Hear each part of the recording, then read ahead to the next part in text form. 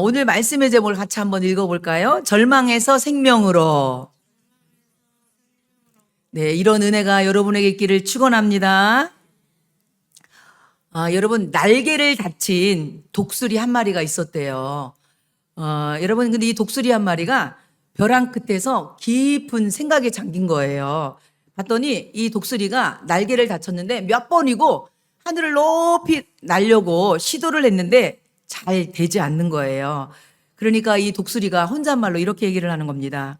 독수리가 하늘 높이 날 수 없다는 것은 더 이상 살아갈 가치가 없다는 거야. 이렇게 독수리가 생각하는 거예요. 그러면서 독수리가 벼랑 아래를 오랫동안 이렇게 내려다보는 겁니다. 봤더니 벼랑 아래에는요, 죽은 독수리의 뼈들이 수북히 쌓여 있었던 겁니다. 그러면서 이 독수리가 더 이상 높이 날 수 없음에 비관해서 자신도 뛰어내리려고 이렇게 지금 웅크리고 있는 거예요. 그랬더니 그때 마침 대장 독수리가 쏜살같이 하늘에서 내려와서 잠깐만 하고 소리치는 거예요. 그러면서 이 독수리에게 뭐라 그러냐면, 형제여, 어찌 죽으려고 하는가? 이렇게 얘기를 했어요. 그랬더니 이 독수리가 뭐라고 얘기했냐면, 차라리 죽는 것이 더 나을 것 같아서 그렇습니다. 그랬더니 차라리 죽는 게 더 낫다니 왜 그런 생각을 하는가? 그랬더니 이 독수리가 이렇게 얘기합니다. 저는 더 이상 높이 날 수가 없습니다. 독수리의 명예를 잃게 되었습니다. 이렇게 얘기를 했어요. 그랬더니 이 제당 독수리가 이 독수리를 한참 쳐다보더니 갑자기 자신의 날개를 활짝 펼치는 거였습니다. 봤더니 그 대장 독수리의 날개에도 여러 가지 상처 자국이 가득 되어 있는 거예요. 봤더니 어느 곳 상처는 나뭇가지에 걸려서 찢긴 상처, 어느 곳 상처는 그리고 사냥꾼의 사냥꾼 화살에 맞은 아주 치명적인 상처, 어느 곳 상처는 다른 독수리한테 핥힌 상처, 이런 수많은 상처가 이 대장 독수리의 이 몸에도 나 있는 거예요. 그러면서 이 대장 독수리가 이렇게 얘기를 하는 거예요. 나를 봐라. 내 온몸에도 이렇게 상처 투성이란다. 상처 없는 독수리가 어디 있겠냐. 그렇게 얘기를 하자 죽으려고 했던 이 독수리가 가만히 고개를 숙이고 있습니다. 그러자 이 대장 독수리가 조용히 말을 이어갑니다. 이건 겉으로 난 상처뿐이지 내 마음의 상처는 이보다 더하다. 이제 일어나 다시 날아보자. 그러면서 이 대장 독수리가 마지막 한 말이 아주 기가 막힌 말이었습니다. 뭐라고 얘기하냐면, 이 세상에서 상처가 없는 독수리는 이 세상에서 태어나자마자 죽어버린 독수리뿐이다. 이렇게 얘기를 했대요. 성도 여러분, 이 예화는요, 독수리의 이야기로 만든 우리들의 이야기입니다. 여러분, 이 세상에 살면서 상처 없는 사람들이 어디 있겠습니까? 우리는 매일 살면서 크고 작은 상처를 경험하며 살아가고 있는 것이 우리들입니다. 그렇지 않습니까? 이 중에 살면서 상처 한 번도 안 받았어. 아니, 나는 그리고 사람들에게 상처 한 번도 안 줬어. 이런 사람 없을 거예요. 그러죠? 제가 어느 날 한 청년이 자신의 지금 현재의 모습이 너무 절망스럽고 앞으로 미래에 대해서도 소망이 없다는 걸 알고 이 청년이 죽고 싶다는 거예요. 남자 청년이었는데. 진짜 죽으려고 작정을 했더라고요. 이 청년도. 그래서 제가 그 청년한테 그랬어요. 그 청년 이름을 불러가면서 앞으로 살아가면서 힘들고 어려운 일이 많이 있을 텐데 그때마다 죽겠다고 마음 먹으면 목숨이 10개라도 부족할 거다. 하나님께서 우리에게 생명을 하나 주신 거는 이 생명을 소중하게 생각해라. 이래서 우리에게 하나 주신 거다. 이렇게 제가 얘기를 한 적이 있습니다. 그렇습니다. 성도 여러분, 생명은 누구에게나 다 소중한 거예요. 어떤 사람의 생명은 값싼 생명이고 어떤 사람의 생명은 값비싼 생명, 그런 거는 따로 없습니다. 여러분, 누구의 생명이나 할 거 없이 모든 생명은요, 다 소중한 생명입니다. 여러분의 생명 다 소중합니다. 아멘. 그렇습니다. 그래서 오늘 본문에 나오는 가늠하다 현장에서 붙잡힌 여인이 나오는데 이 여인조차도 돌에 맞아 죽을 수밖에 없는 그런 여인 죄를 졌지만 이 여인의 생명조차도 소중한 생명이었습니다. 그래서 오늘 예수님께서 오늘 수치와 부끄러움과 절망으로 돌에 맞아 죽을 수밖에 없는 이 죄인된 여인의 생명을 오늘 예수님께서 다시 한번 회복시켜 주시고 이 여인에게 용서해 주시고 새로운 삶을 주신다는 말씀이 오늘 본문의 말씀입니다.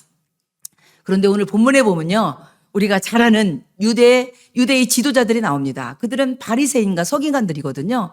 근데 이들은요, 누구보다도 율법에 대해서 잘 알고 있는 사람들이었습니다. 그렇기 때문에 이들은요, 율법의 잣대로 간음해서 현장에 잡힌 이 여인을 잡아와서 이 여인의 죄를 재단하고 그리고 이 여인의 죄를 이용해서 예수님을 위기에 빠뜨려서 예수님을 체포하고 바로 이 여인을 죽이는 것뿐만 아니라 예수님까지도 죽이려는 계획을 세운 사람들이 바리새인과 서기관들이었습니다. 그래서 여러분, C.S. 루이스는 이런 말을 합니다. 교만한 이는 항상 내려다보는 사람인데 내려다보는 사람이 어떻게 위의 것을 볼 수 있겠는가? 여러분, 이건 바리새인들에게 하는 얘기죠. 다시 얘기할까요? 교만한 사람은 항상 내려다보는 사람이래요. 그러다 보니까 내려다보는 사람이 어떻게 위의 것을 볼 수 있느냐는 얘기예요.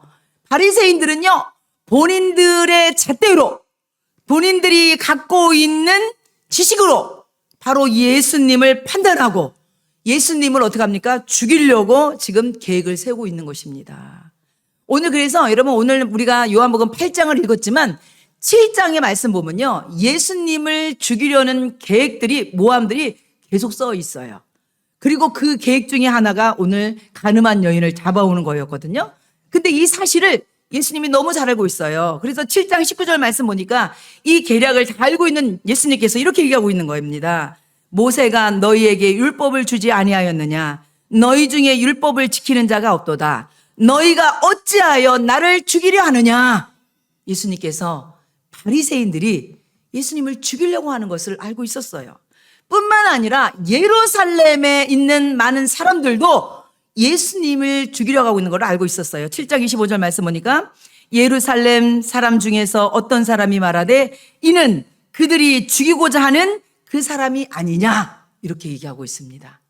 뿐만 아니라 요한복음 7장 45절 말씀 보니까 뭐라고 써 있냐면 아랫사람들이 대제사장들과 바리새인들에게 오니 그들이 묻되 어찌하여 잡아오지 아니하였느냐, 이렇게 얘기하고 있습니다. 이거 무슨 말입니까?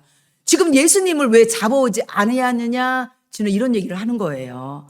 여러분, 예수님은 지금 이렇게 당신이 언제 잡힐 줄도 모르는 이런 위협적인 상황 가운데서도 늘 잊지 않는 한 가지가 있었어요. 그래서 여러분, 오늘 8장 1절에 보면요, 바로 오늘 간음한 여인이 잡힌 현장 스토리인데 바로 8장 1절에는 뭐라고 써 있냐면요, 7장 53절하고 이어지는 말씀인데요, 다 각각 집으로 돌아가고 예수는 감난산으로 가시니라, 이랬어요. 여러분, 간음한 여인의 스토리가 먼저 나와야 되는데 지금 뭐라고 나와 있어요? 지금 오늘 말씀해 보니까 지금 8장, 7장 53절과 8장 2절에는요, 두 가지의 내용을 대비하고 있는데 다 각각 집으로 돌아간 사람들은 누구냐? 종교 지도자들이었어요. 예수님을 잡으려고 했던 종교 지도자들은 각각 집으로 다 돌아가고 예수님은 감난산으로 가셨다는 거예요. 여러분, 여기에서 감난산이라는 것은 예수님한테 있어서 어떤 산이냐? 누가복음 22장 39절에 보니까 예수님이 습관에 따라서 기도하셨던 곳이 감난산이었어요. 예수님은요, 어떤 상황, 이런 어려운 상황, 위협적인 상황 가운데서도요, 늘 기도의 자리를 잊지 않으셨다는 겁니다. 여러분, 이 말씀을 통해서 우리에게 주시는 말씀은 뭐냐면 여러분도 여러분의 기도의 자리는 이 감난산이 있냐 얘기입니다. 여러분, 기도라는 것은요, 상황이 좋으면 기도하고 내가 바쁘면 기도하지 않는 게 아니라는 거예요. 예수님은 지금 이런 위협적인 상황 가운데서도 기도의 자리를 잊지 않았다는 거예요. 그래서 우리 성도는요, 늘 자기만의 기도의 자리, 바로 자기만의 감난산이 있어야 돼요. 그곳이 교회가 됐든 가정이 됐든. 여러분의 자기만의 기도의 자리가 있어야 되는 거예요. 지금 나름대로 기도의 자리를 지키시는 분들은 충실하게 그 기도의 자리를 지키시고, 혹시 내가 기도의 자리가 없다고 하는 분들은 이번 사순절 기회를 통하여서 하나님과의 만남의 자리를 다시 한번 시간과 장소를 정해서 기도하시기 바랍니다. 오늘 예수님께서 이 1절 말씀을 주신 것은 바로 성도는 어떤 상황 가운데서도 기도의 자리를 찾아가야 된다는 거예요. 오늘 예수님께서도 이런 어려운 상황 가운데서도 기도의 자리에서 기도하셨다는 것입니다. 뿐만 아니라 2절 말씀 보니까 아침에 다시 성전으로 들어오시니 백성이 다 나오는지라 앉으사 그들을 가르치시더니 이랬거든요. 오늘 아침에 이렇게 되어 있는데, 이 아침이라는 것은요, 원어에 보면요, 이른 아침을 얘기하는 거예요. 그리고 그 다음에 단어가 뭐예요? 다시 그랬거든요. 예수님께서는요, 바로 이른 아침에 다시 그들 백성들에게 하나님 나라에 대해서 가르치기를 쉬지 않으셨다는 거예요. 비록 상황이 좋지 않은, 당신이 언제 잡혀갈지도 모르는 그런 상황일지라도 바로 예수님은 가르치기를 쉬지 않았다는 겁니다. 바로 당신의 일상에 충실했다는 거예요. 이거는 우리에게도 주시는 말씀이에요. 우리가 어떤 상황일지라도 여러분에게 각자 맡겨진 그 사명의 자리를 충실하게 지키시는 여러분들 되시기 바랍니다. 여러분 3절에 보면 드디어 사건이 생깁니다. 봤더니 서기관들과 바리새인들이 음행 중에 잡힌 여자를 끌고 와서 그 가운데 세우고 이랬습니다. 여러분 여기 보니까 음행 중에 잡힌 여자를 끌고 와서 그 가운데 세웠다고 합니다. 이건 무슨 말이냐면 지금 이 여인이 현장 중에서 음해가 잡힌 거예요. 그래갖고서 이 바리새인과 서기관들이 예수님 앞에 데리고 와서 많은 사람들이 보는 앞에서 이 여인을 가운데 세우고 지금 이 여인을 고발하고 있는 거예요. 예수님, 이 여인이 음행하다 현장에서 잡혔습니다. 고발하고 있는 거예요. 저는요, 이 모습을 보면서 바로 하나님 앞에서 우리 죄를 참수하는 사단의 모습이 생각났습니다. 그렇지 않습니까? 사단은요, 늘 어떻게 합니까? 우리를 참수하는 자예요. 하나님, 얘는요, 이런 죄도 저질렀어요. 이런 죄를 저질렀어요. 하나님 앞에 고소해요.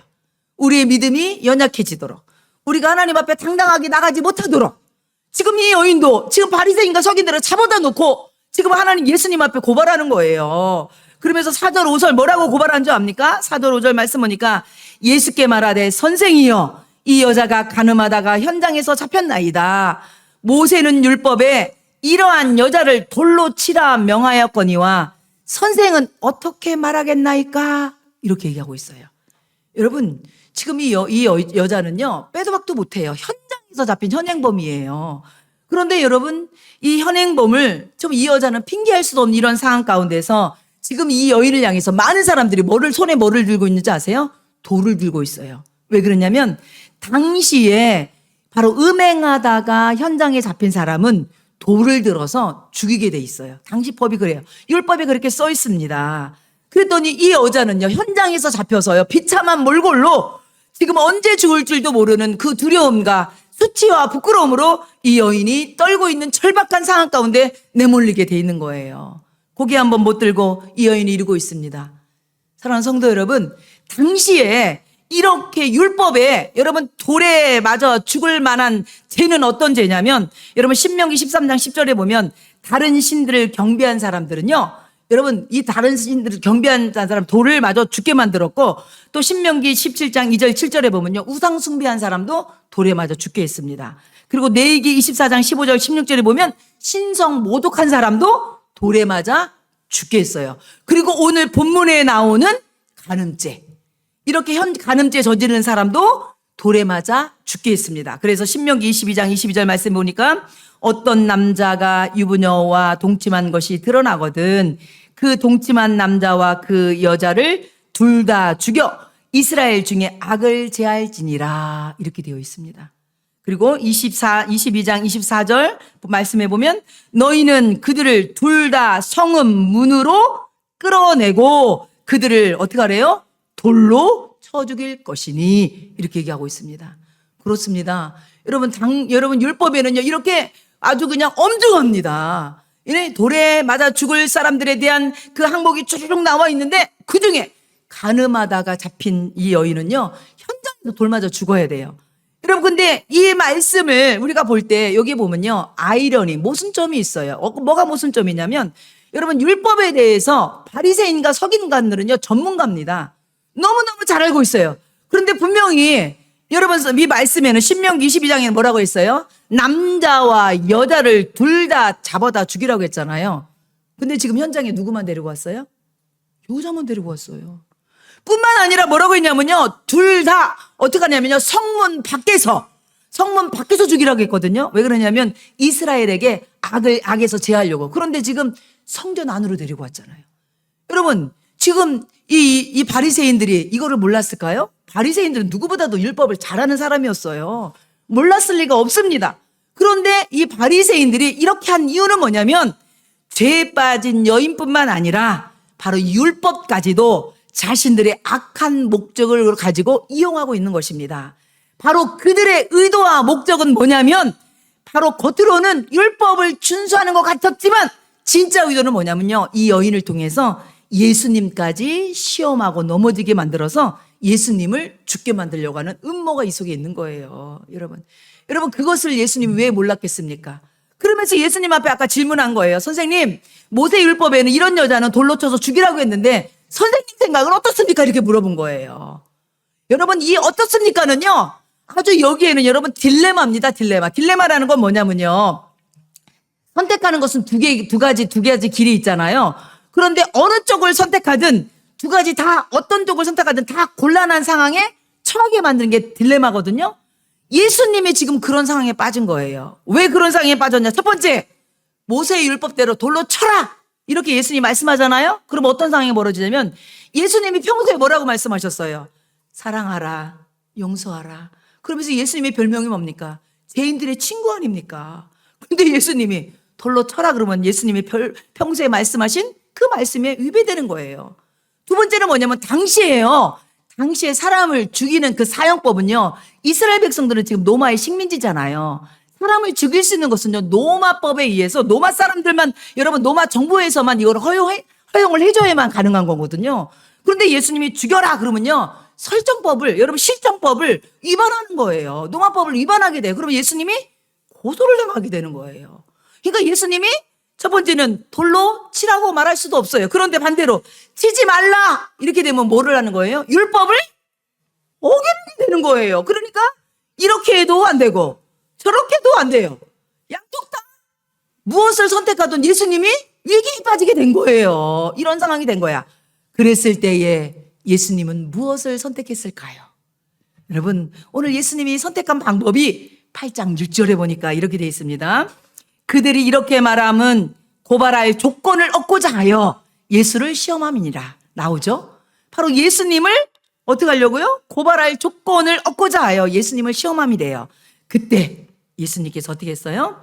몸을 굽히사 손가락으로 땅에 쓰시니. 여러분, 이 행동은요, 8장 8절에도 두 번 똑같이 나옵니다.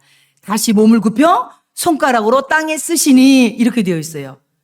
여러분, 예수님이 과연 몸을 굽으셔서 손가락으로 땅에 쓰신 뭐라고 썼을까요? 성경에는 나오지 않아요. 근데 참 궁금하지 않습니까? 그래서 많은 학자들도요, 다양한 의견들을 내놓습니다. 예수님이 과연 뭐라고 썼을까요? 근데 제가 한 가지 좀 설득력 있는 학자의 주장을 제가 가져봤습니다. 예레미야 17장 13절 말씀에 보면, 무릇 여호와를 떠나는 자는 흙에 기록이 되오리니 이는 생수의 근원이신 여호와를 버림이니라. 여호와를 떠난 사람은 어디에 적는데요? 흙에 기록한대요. 아마 예수님은 이 말씀에 이거야 해서 그 흙에다가 그 자기를 고소하는 그 바리새인들의 이름을 하나하나 쓰면서 그들의 죄도 거기다 쓰지 않았을까, 이렇게 주장하는 여러분 학자들이 있어요. 저는 이게 좀 설득력이 있다고 봐요. 왜? 예수님은 하나님이시잖아요. 그들의 죄를 다 아는 거죠. 여러분, 그들이 예수님의 행동에 주시하지 않았겠습니까? 그러니까 예수님이 그들의 이름도 쓰고 죄를 쓸 때, 여러분, 그들이 얼마나 마음이 뜨끔했습니까? 이거는 나만 알고 있는 죄인데. 여러분, 자기들은 지금 이 여인의 죄만 죄라고 생각했는데, 자기네 죄들은요, 그들은요, 생각지도 않고 있었던 거죠. 그런데 이거는 성경에 나오지 않은 거니까 다만 추측할 뿐이에요. 그런데 더 중요한 건 뭐냐면, 8장 7절 9절의 말씀에 보니까 예수님이 어떻게 하냐면 그들이 묻기를 맞이하는지라 이에 일어나 이르시되 예수님께서 자리에 일어나셔요. 그러면서 어떻게 합니까? 너희 중에 죄 없는 자가 먼저 돌로 치라 하시고 그들이 이 말씀을 듣고 양심의 가책을 느껴 어른으로 시작하여 젊은이까지 하나씩 하나씩 나가고 오직 예수와 그 가운데 섰는 여자만 남았더라. 아멘. 여러분 보니까 예수님이 뭐라고 그래요? 지금 글을 쓰다가요 일어나셨어요. 그러면서 그 청중을 쫙 둘러보면서 뭐라고 그래요? 너희 중에 돌 없는 자가, 죄 없는 자가 어떻게 해요? 먼저 돌로 쳐라. 여러분 거기 있는 사람들은 어떤 사람들입니까? 바리새인들이에요, 대부분. 그런데 여러분 바리새인이 어떤 사람인지 압니까? 누가복음 18장 11절 말씀 보면 바리새인들이 이렇게 고백합니까? 이렇게 고백합니다. 바리새인은 서서 따로 기도하여 이르되 하나님이여 나는 다른 사람들 곧 토색, 불의, 간음하는 자들과 같지 아니하고 이 세리와도 같지 아니함을 감사하나이다. 여러분 이렇게 고백하는 사람은 바리새인이에요. 그들은요 본인들이 말씀대로 살아가고 이롭다고 생각했던 사람들이에요. 그런데 지금 예수님이 죄 없는 자가 먼저 돌로 치라 이렇게 얘기했거든요. 평소에 자기들은요 나는 바로 간음하지도 않았어. 나는 불의를 행하지도 않았어. 나는 토색하지도 않았어. 자기 이로 가득한 사람들이었어요. 그런데 어떻게 했대요? 이 사람들이 하나씩 들씩 어른들부터 이 자리를 떠났대요. 여러분 이 말씀에 어떤 일이 벌어진 거예요? 하나님께서 이 말씀을 통하여 그들의 양심의 법을 깨우쳐 주신 거예요. 성도 여러분, 하나님의 말씀은 능력이 있습니다. 하나님의 말씀은요, 자기 자신을 돌아보게 하는 능력이 있습니다. 여러분, 누구도요, 우리가 말씀 앞에 나오면 내 자신이 보여요. 내가 죄인임을 알게 됩니다. 이 바리새인들조차도 자기들처럼 신앙생활, 나처럼 신앙생활 잘했으면 나와봐!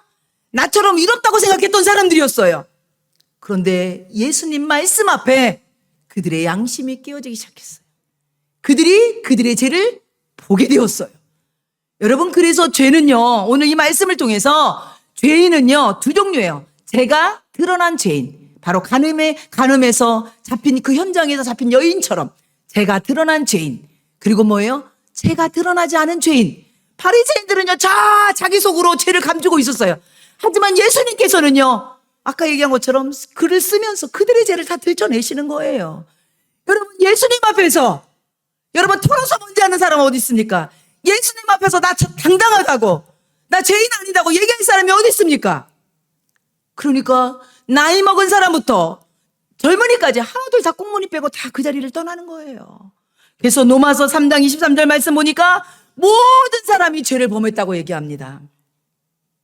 그리고 나서 예수님이 말씀하십니다. 8장 10절. 예수께서 일어나사 여자애에 아무도 없는 것을 보시고 이르시되 여자여 너를 고발하던 그들이 어디 있느냐? 너를 정죄한 자가 없느냐? 그리고 11절 말씀하시죠. 대답하되 주여 없나이다. 예수께서 이르시되 나도 너를 정죄하지 아니하노니 가서 다시는 죄를 범하지 말라 하시니라. 아멘. 그렇습니다. 여러분 원수마귀 사탄은요 우리를요 정죄하려고 여러분이 남이 알고 지은 죄 모르고 지은 죄 여러분만이 알고 있는 모든 죄를 가지고 하나님 앞에 참소하지만 우리 예수님은요 우리의 죄를 들춰내지 않으십니다. 여러분의 죄를 다 용서하십니다. 아멘. 여러분 오늘 현장에서 죽어 마땅할 이 여인 또한 우리 예수님께서 정죄하지 아니하시고 나도 너를 정죄하지 않는다 말씀하십니다. 예수님은요 이 땅에 정죄하러 오신 분이 아닙니다. 우리를 용서하시고 우리를 구원하시러 오신 분을 믿으시기 바랍니다. 그래서 MRT아는 이렇게 얘기합니다. 율법은 가장 선한 사람도 정죄하지만 은혜는 가장 악한 사람도 구원한다. 아멘. 그래서 로마서 8장 1절 말씀 이렇게 얘기합니다. 그러므로 이제 그리스도 예수 안에 있는 자에게는 결코 정죄함이 없나니. 아멘. 여러분 사단이 아무리 우리 죄를 가지고 고소한다 할지라도 여러분 우리 주님께서 우리 하나님께서는 그걸 접수하지 않으십니다. 왜요? 우리 주님이 값진 대가를 치고 여러분 우리의 모든 죄를 용서했기 때문입니다. 그래서 칼바르트는 이렇게 얘기합니다. 나는 공짜로 받았지만 하나님은 엄청난 값을 지불하신 것이 바로 십자가의 은혜입니다. 이렇게 얘기합니다. 여러분 우리는요 이 은혜를 공짜로 받았어요. 근데 이게 공짜가 아니에요. 우리 하나님께서 우리 예수님께서 아주 값비싼 대가를 치르고 우리를 용서하신 겁니다.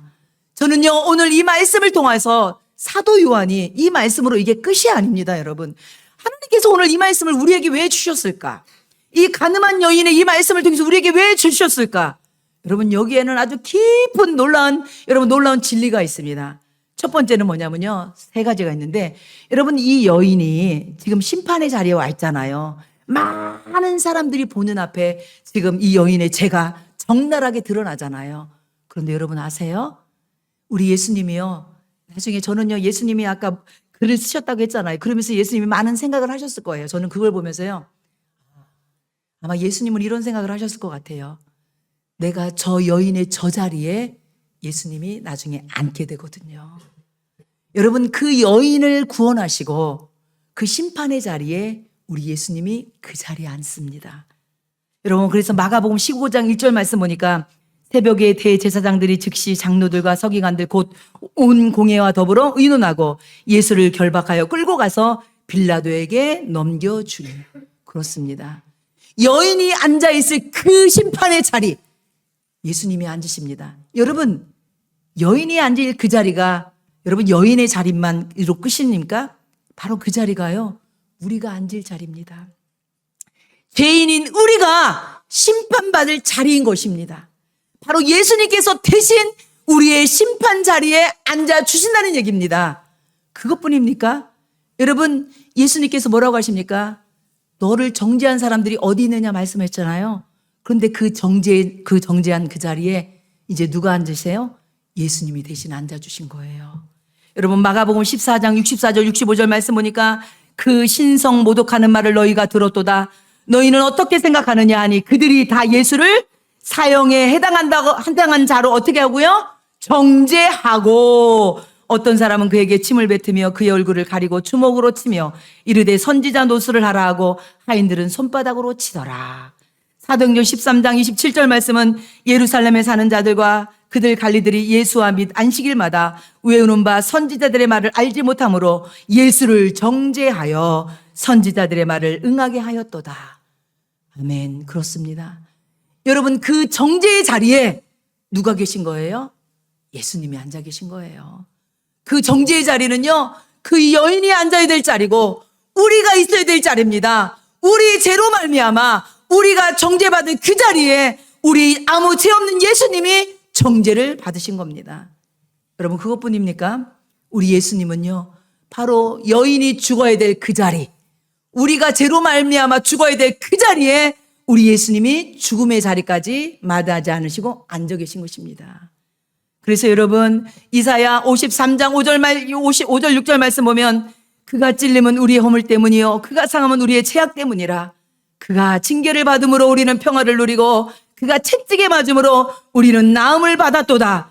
우리는 다 양 같아서 그릇 행하여 각기 제 길로 갔거늘 여호와께서는 우리 모두의 죄악을 그에게 담당시키셨도다. 아멘. 그렇습니다.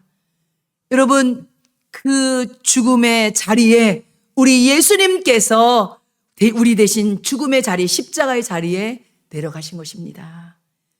우리가 있어야 될 그 심판의 자리 우리가 앉아야 될 그 정죄의 자리 우리가 죽어야 될 그 죽음의 자리에 우리 예수님께서 모든 인류의 죄와 허물과 질병을 다 안으시고 예수님이 대신 죽어 주신 것입니다. 이 은혜를 받은 것이 우리들입니다. 여러분 그래서 로이 내신이라는 사람은 이런 말을 했습니다. 만약 인간에게 가장 필요한 것이 지식이었다면 하나님은 우리에게 교육가를 보내실 것이다. 인간에게 가장 필요한 것이 건강이었다면 하나님은 우리에게 의사를 보내실 것이다. 인간에게 가장 필요한 것이 돈이었다면 하나님은 우리에게 사업가를 보내실 것이다. 인간에게 가장 필요한 것이 즐거움이었다면 하나님은 우리에게 연예인을 보내실 것이다. 그러나 인간에게 가장 필요한 것은 제사함이었다. 그래서 하나님은 우리에게 구세주를 보내신 것이다. 아멘. 바로 우리에게 가장 필요한 것은 바로 제사함의 은혜이기 때문에 이 땅에 구세주 대신 예수님을 보내심을 믿으시기 바랍니다. 사랑하는 성도 여러분, 우리가 사순절을 맞이하고 있습니다. 여러분 바쁘게 살고 있지만 이 바쁜 사순절에 우리가 다시 한번 우리의 삶은 어떻게 살아야 되는지 고민해 봐야 되지 않습니까? 제가 마지막 여러분에게 얘기를 들려드리고 오늘 말씀을 마칠까 합니다. 여러분 잘 아는 손양한 목사님 잘 아시죠? 손양한 목사님이 여러분 누굽니까? 두 아들이 여러분 공상당하는 이제 죽잖아요. 근데 자기 아들을 죽은 그 아들이 사형 언도를 받잖아요. 그때 이 손양한 목사님이 그 사람을 구명 활동을 하고 나중에 그 사람을 살려놓고 그 사람을 자기 양자로 삼잖아요. 그런데 이때 손양원 목사님의 딸인 바로 손동희 권사님이 자기 어린 시절을 회상하면서 이렇게 쓴 글인데요. 바로 이때 손동희 이 권사님이 아버지가 자기 두 오라버니를 죽인 그 사람을 양자 삼은 거예요. 그래갖고서 이 손동희 권사님이 아버지한테 딸이듯이 이렇게 얘기했답니다. 아버지, 아무리 크리스천이라고 해도 어떻게 오빠를 죽인 자를 용서하는 것까지는 하나님의 사랑이라고 해서 저는 이해하겠습니다. 그런데 그 원수를 자신의 아들로 삼고 딸인 저에게 오빠라고 부르게 하는 것은 너무합니다. 저는 그렇게 할 수가 없습니다. 그러자 손양한 목사님이 그 원망스럽게 자기를 바라보는 딸에게 이렇게 얘기를 했다고 합니다. 동희야, 그거 참 이상하구나. 내가 읽는 성경과 나의 성경은 차이가 나는 것 같구나. 내가 읽는 성경에는 하나님의 말씀에 원수를 사랑하라 했지 내가 사랑하고 싶은 사람만 사랑하라고 하지 않았다. 하나님의 말씀은 1.1핵도 다르게 적용해서는 안 된다. 그건 크리스천 모습이 아니란다. 아버지가 이렇게 얘기를 한 거예요. 그런데 이 딸은요, 그거를 받아들일 수가 없는 거예요. 너무 속상해서 펑펑 울다가 잠이 들었어요. 그런데 이 딸이요, 자다 보니까 어떤 소리가 들리는 거예요. 그래서 깨갖고서 일어나서 밖에 나가봤더니 이 손양한 목사님이 밖에서 황소 같은 목소리로 엉엉 울고 있는 모습을, 아버지의 우는 모습을 보게 된 거예요. 여러분, 아무리 손양한 목사님도 하나님 말씀대로 살아가려고 하는 목사님이지만 어찌 여러분 그게 쉬웠겠습니까? 정말 짐승처럼 큰 소리로 아버님이 아무도 없는 곳에서 펑펑 울고 있는 거예요. 이것을 이 딸이 보게 된 거예요. 그렇습니다. 사랑하는 성도 여러분, 우리는요, 바로 이 손양한 목사님처럼 우리가 이런 큰 사랑을 우리 마음에 담을 수는 없어요. 사실은 우리는 조금만 누군가 나에게 상처를 주고 나를 힘들게 하면 우리도 같이 미워할 수밖에 없고, 그죠? 우리가 또 외면할 수밖에 없죠. 그런데 우리가 이런 사순절을 맞이해서 우리가 이런 큰 사랑은 베풀지 모를지에도 우리가 작은 사랑, 작은 긍휼을 베푸는 우리 사랑하는 성도들 됐으면 좋겠습니다. 그래서 끝으로 여러분에게 에밀 디킨슨이라는 시를 소개하고 마치려고 합니다. 여러분 이 시에 보면 이렇게 되어 있습니다. 만일 내가 한 사람의 상심을 건질 수 있다면 내가 사는 것은 헛되지 않으리. 만일 내가 한 사람의 괴로움을 덜어줄 수 있다면, 그 고통을 시원하게 해줄 수 있다면, 한 마리의 허덕이는 안락새를 구하여 그 둥지 속으로 돌려보내줄 수 있다면 내가 사는 삶은 헛되지 않으리. 그렇습니다. 사순절 기간 동안 여러분 우리가 큰 사랑은 베풀 수는 없어도 여러분 작은 친절, 작은 사랑을 실천하는 복된 성도들 되셨으면 좋겠습니다. 기도하겠습니다.